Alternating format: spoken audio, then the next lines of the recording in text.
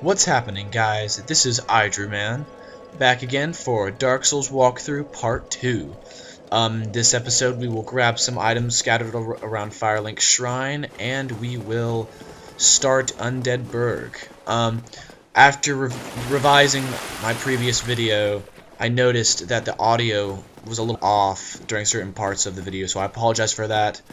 And it will probably happen in the future, but I will do my best to keep it solid and on time. Right here you get the Soul of a Lost Undead. That adds souls to your little soul counter at the bottom right hand of the screen. And over here you pick up the fire bombs. So if you don't know what those are, it's kind of obvious. They're bombs that have fire.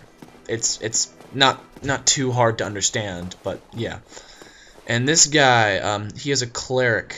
If you talk to him, he will give you a copper coin. If you keep talking to him, he will ask you to join his covenant, which is the Way of White Covenant. And what that does is if you join his covenant, you are less likely to be invaded by other people. But you can only be invaded when you are human form. So, yeah. But I decided to turn him down, I didn't feel the need to be in a covenant. And just keep going. Soul of a Lost Undead right here. And onwards over here, if you drop down, you will not die. You actually encounter a little hallway here. And right over here in this first chest, you get a homeward bone. And a homeward bone you use to teleport to the last bonfire you rested at. And here you get the Morning Star and Talisman. The Morning Star is a pretty good weapon that causes bleeding damage, and the Talisman is for casting miracles. And in this last chest we pick up the Cracked Red Eye Orb, which is, if you're in a human form, you can invade other players for how many Cracked Red Eye Orbs you have. And in this chest you get the Lloyd's Talisman to keep other players from using Estus Flasks. So for PvP, that's kind of useful. Right here you get the large Soul of Lost Undead, which is 400 souls. And right here, these skeleton guys are kind of annoying, because if you kill them at this part in the game, they'll just come back. They'll just come back to life. You can't kill them. And so it's kind of annoying, because you can't kill them, so they'll be chasing you everywhere. So you can't kill them yet, and this actually isn't the right way to go. I'm just getting some of these items. I highly recommend you do too, because some of them are really useful for later. Also, make sure expect not to get out of this place alive. I just got incredibly lucky. So just be careful and level up or repair your items, and don't risk a lot of souls, because it's very challenging to survive that place alive. So, and later in this video, I apologize, there is some serious glitchiness, I guess, in the video. Please forgive me for that. It's nothing too bad, but it's incredibly noticeable. So just heading back to Firelink Shrine, resting to respawn the enemies and heal myself a little bit, getting one Estus Flask back, and we're gonna start our adventure on Undead Burg. So yeah, up here there are, I believe, 5 enemies total, 5 or 6. You want to lure this first enemy away from the others. I failed to parry because there's a firebomb thrower, and if you fight this guy where he's standing, the firebomb thrower will probably get you.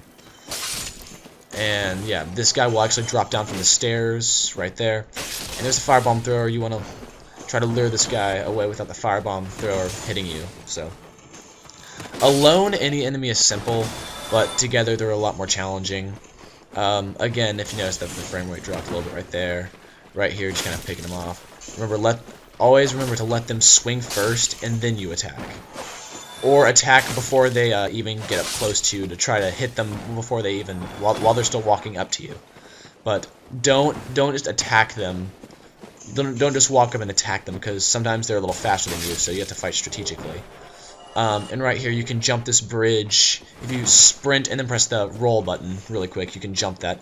Right here's where the frame rate drop happens. I swear, right over here you get the Ring of Sacrifice right there. I greatly apologize for this, but I got the Ring of Sacrifice, which what it does is if you equip it and you die, the Ring of Sacrifice breaks. However, your souls and your bottom right soul counter will be kept, and you will keep all humanity on you, and the humanity in the top left-hand circle thing of the screen. So, yeah, so killed all them, heading up here, grabbing this Soul of Lost Undead. and heading inside the aqueduct to go to Undead Burg. Right here there is a rat. These guys drop humanity fairly frequently. There's a good farming spot for them later in the game. So, heading up through the aqueduct. So, yeah. Entering Undead Burg. Right about... Wait for it. Now. And this guy... There's two of them here. Just make sure to hide behind your shield. That's good. But always remember to have some good stamina management. So killing that guy. Killing this guy. I believe this is a firebomb. Yep. And so... There's nothing in this room. I just thought the message was important somehow. I will show you how to get those message things later in this episode, actually, so stay tuned. Right here, I believe that item's a soul of a lost undead, or something like that. I just rolled over it, being stupid. So, just get that item. It's not like it's gonna change if you live or die. It's just an item that can serve some convenience for you in the future. So, yeah. Right here, you will be ambushed by two hollows, one on each side of the bridge. And right here, I attacked as he was still rushing at me, so don't do that.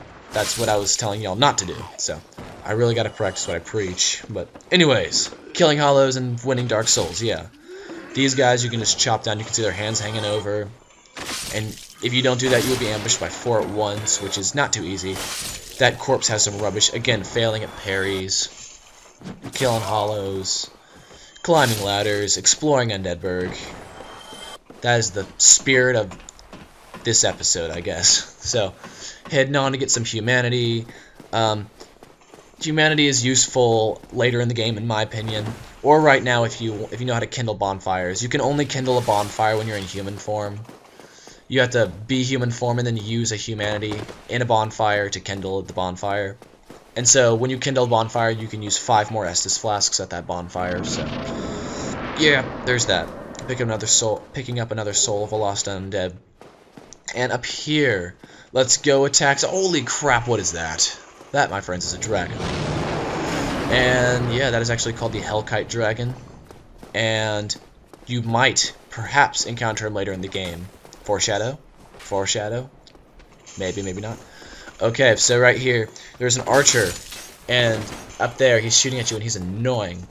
So what you want to do is, I recommend luring these guys down to the area where I killed that first hollow guy.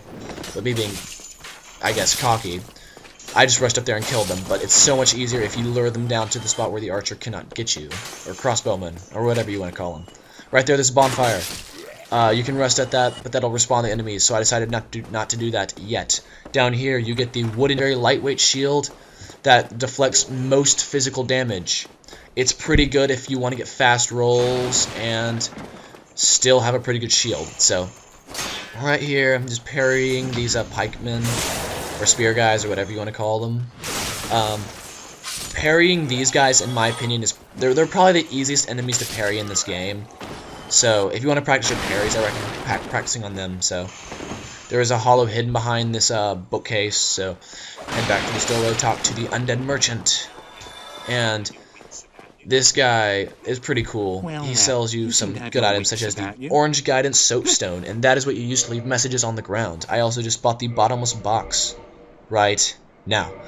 And what that does is, at a bonfire, if you have a whole bunch of excess items that you really don't need or want or anything, you can just put those items in a bottomless box at a bonfire. So, yeah. If you actually kill the Undead Merchant, he will drop an Uchigatana and the Residence Key. We don't need the Residence Key in this playthrough because we have the Master Key. And the Uchigatana is a pretty good weapon. It's a katana that you have to have 14 strength and 14 dexterity to equip it. It's a really fast weapon. It does a really good bit of damage, and if you upgrade it, it has some real potential. So they're parrying a hollow. If you noticed, I'm not taking any damage from the second hollow because in the middle of a parry or a backstab, you're pretty much immune. You have like invincibility frames during that time, so that's nice. So killed those hollows, climbing up this ladder to get to the roof of an area we were at earlier. Getting some throwing knives, and if you time your jump just right, you can jump this, like that. if you don't recognize this place earlier, we were down getting humanity down there on the bridge a short while ago. So we're just up here now getting the light crossbow. I've never used a crossbow in this game, so I guess you can just do that as you will. I don't know too much about crossbows, so yeah, we were here a little while earlier. So head back up to the bonfire to close up the video because I'm starting to run a little bit out of time. So head back up, and remember, if you do rest at that bonfire, it will respawn the enemies. However, your checkpoint will be set. So just to let y'all know that.